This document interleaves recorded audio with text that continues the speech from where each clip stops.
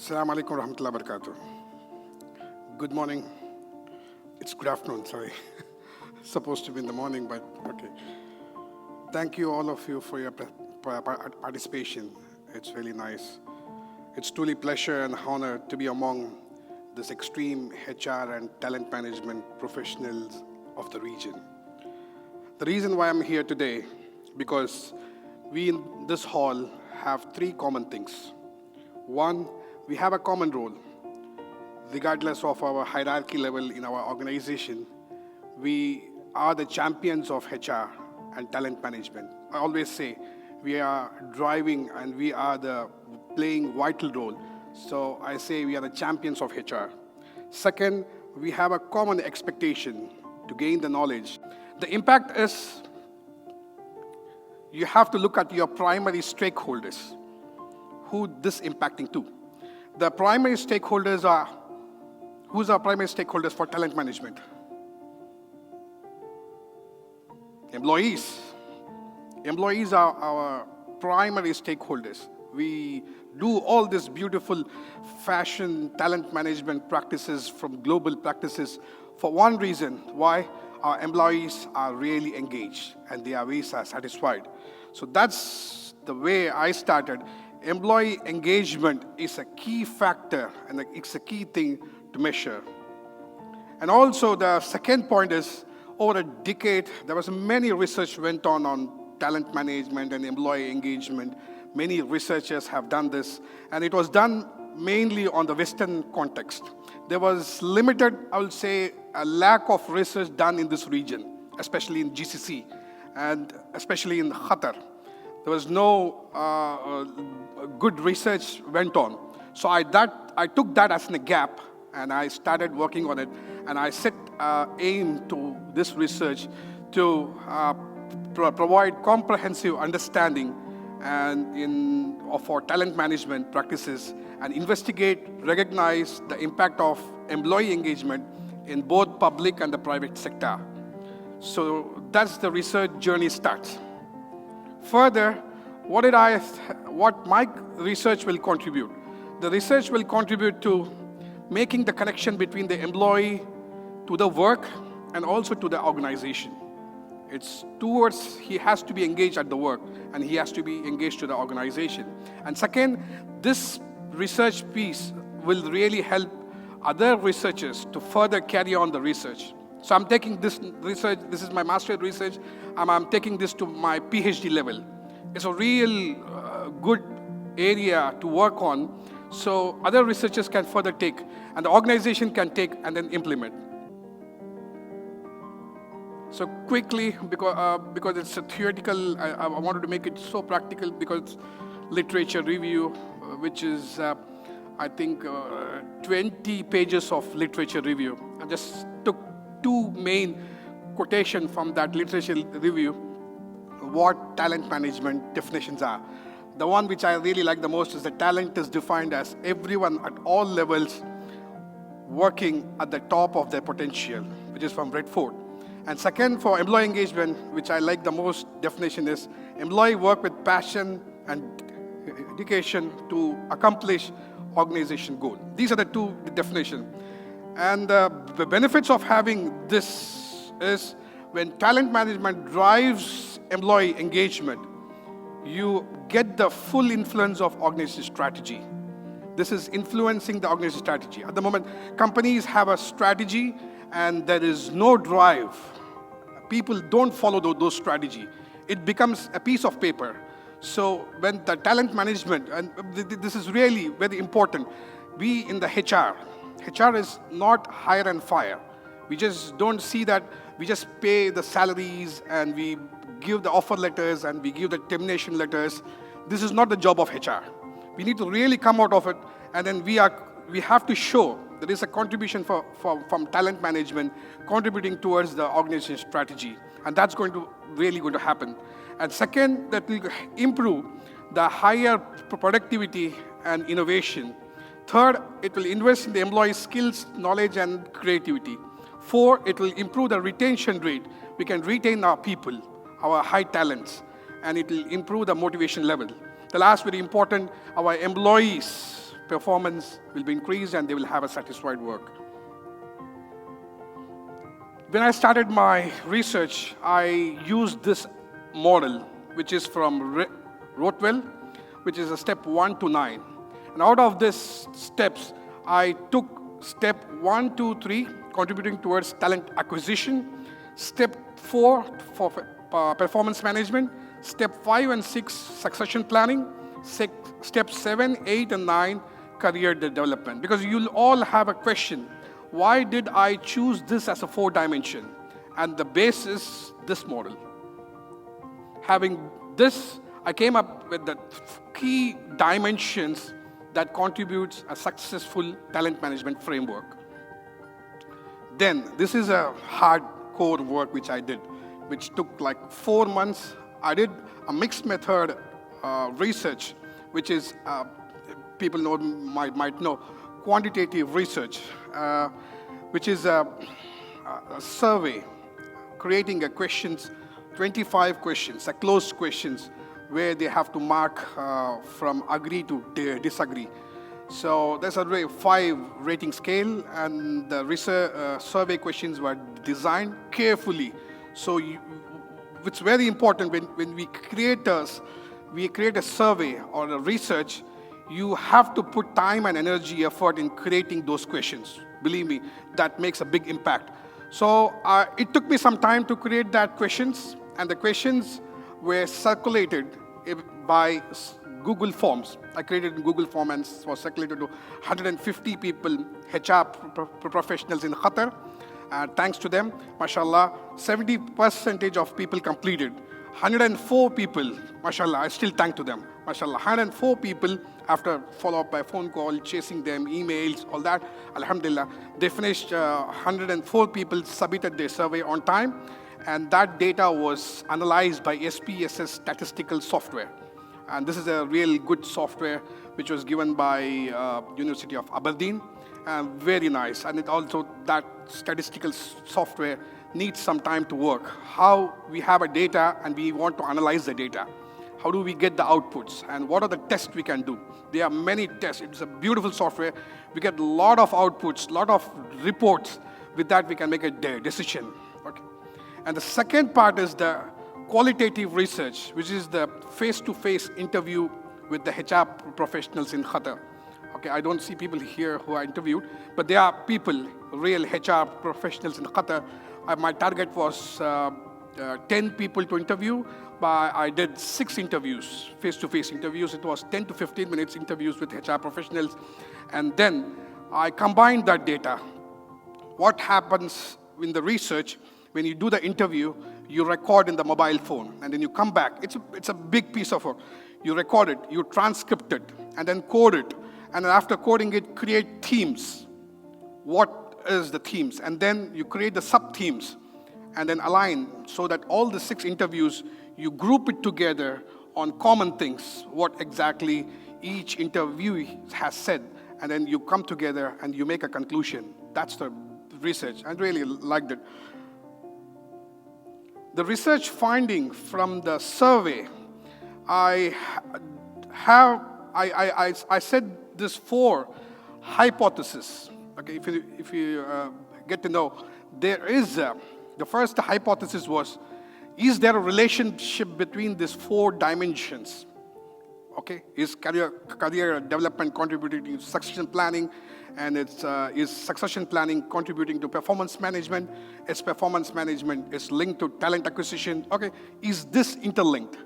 And for that, this SPSS software, there's a Pearson correlation test was done, and the result was highly significant. Yes, these 4 are correlated. Each one contributes to the other. And the second was career development. It's always people have in their mind. Career development and succession planning, they always feed and they always support the success of performance management. I took that and then I tested it with linear regression test in SPSS software, and the result was, yes, there is a contribution. It proves when you have a real career development and succession planning in your company, in your organization, believe me, your performance will really increase.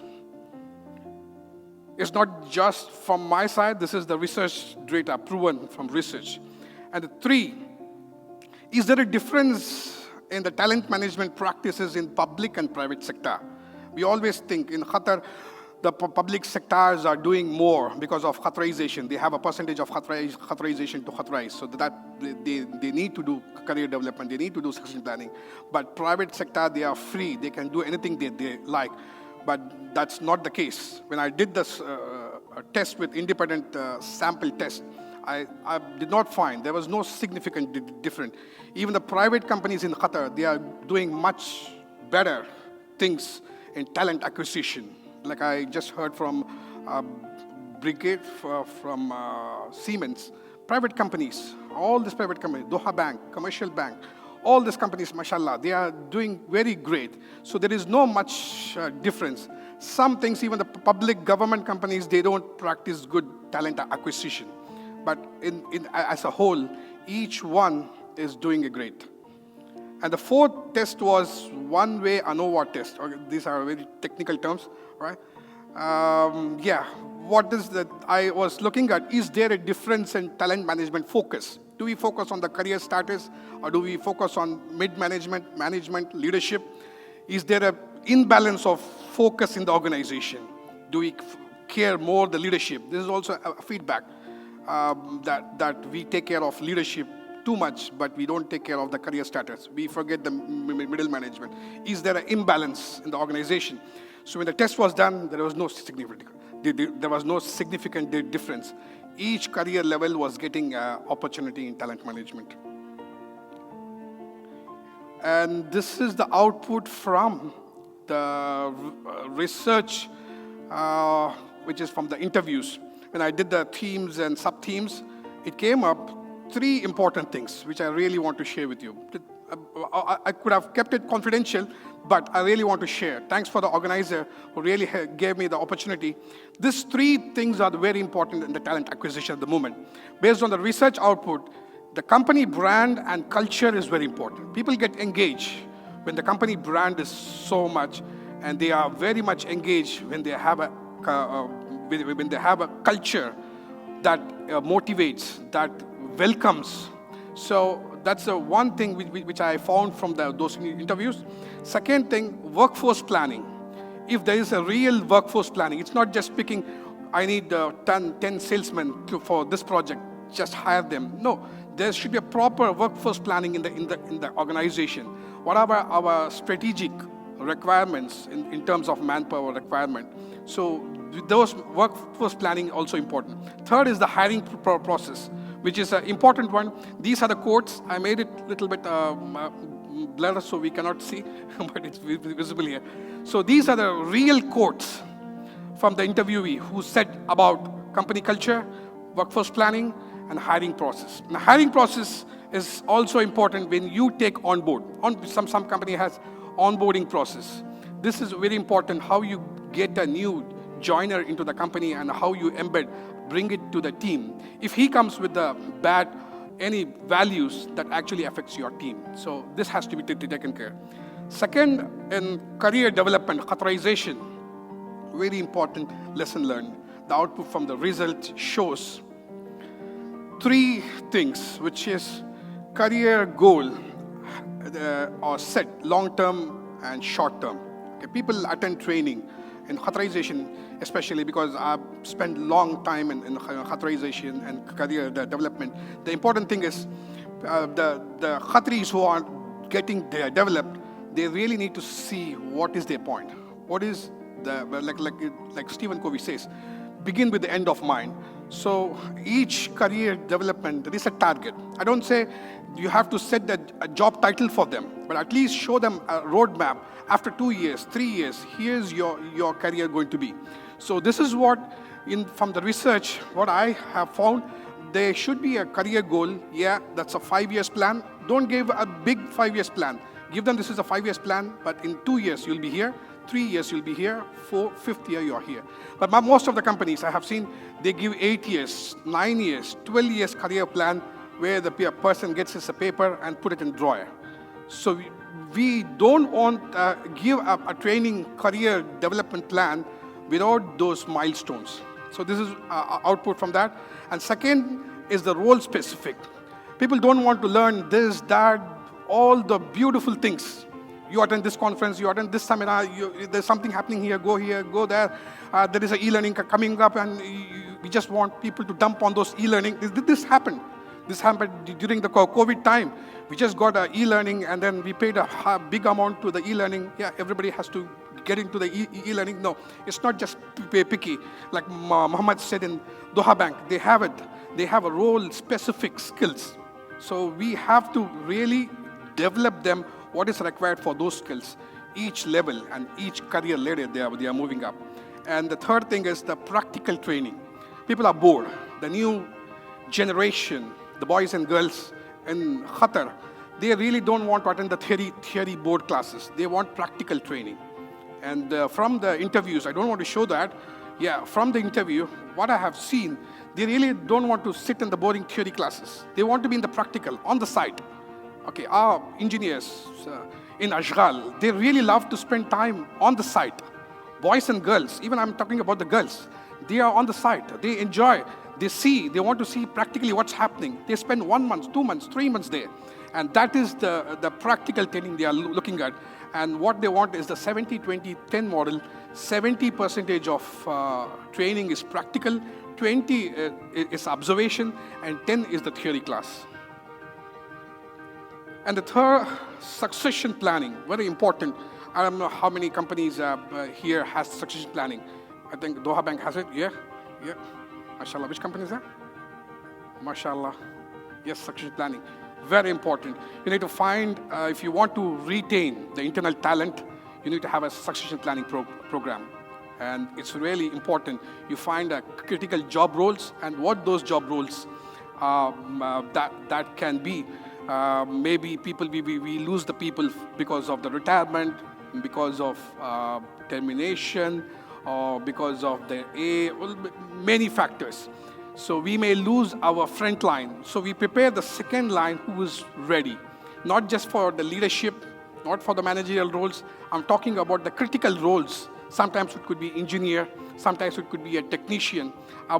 We should have a second line ready. And it also helps you when a person wants to go on an annual leave, we have somebody to delegate the work. So a second line is always ready.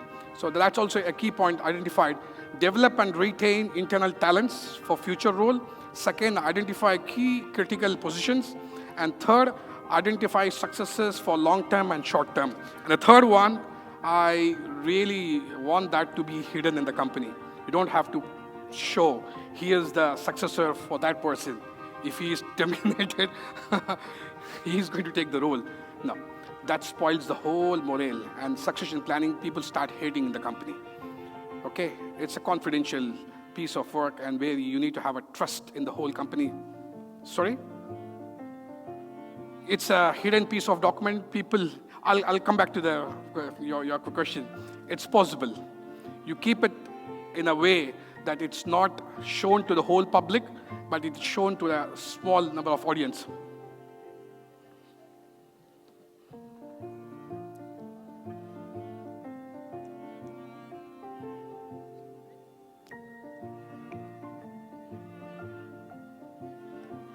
Yes. It's a lot of sensitivity. Yeah. I'll come back to you. Let me finish my presentation. Sure. There's a lot to talk about. All right. And the last one is the performance management. In the performance management, determine and define the performance expectation. What you really want from your employee. Make it clear from the day one. And set those objectives. And then align those objectives to the individual and the organizational level. And your worker, your employee, each one is contributing towards the organizational level. It's cascaded. Each objectives from the organization is cascaded to the departments and sections and each individual. So everybody sees, when I work here 8 hours a day duty, I'm contributing to achieve this strategic objective. So they are aligned, and that's the way the talent management is going to help. And the last is the performance evaluation. Wallah, this is too funny. In all these interviews and all this research I found, people really hate attending the performance evaluation because it's very sensitive. When your manager is going to do your performance evaluation, people plan to take leave on that day. They don't want to sit with the manager and have this conversation because it's a lot of criticism, it's a lot of frustration, and say he just focus on at the last end of the year, 1 or 2 weeks, what he has done, but he forgets everything what he has done from January until the December. So we need to build a rapport. Managers need to build a rapport with the employees. So there is a real conversation happens. It's a performance discussion. So what here, it's not an evaluation. Now the new talent management recommends, do not say evaluation, say it's a performance discussion. You have a discussion with your employee, talking to him, supporting him. Yeah, this is your strengths. We will use the strengths. We will build on the strengths, and that's the weakness. And we will try to help you how those weakness can be done, how that weakness can be removed with this training, with this support from coaching, all that. So that's the important thing which I want to share. And the last, very important, performance management. That is a model which I like to share with you, AMO model, where ability, motivation, and opportunity. And the second model is performance is equal to ability and motivation, where we see in employees, if he is capable, if he can do, that's enough. He can perform. But there is a motivation that continuously, every day, every week, every month, throughout the year, the manager and the team, everybody has to support the employee to achieve. So that's the end in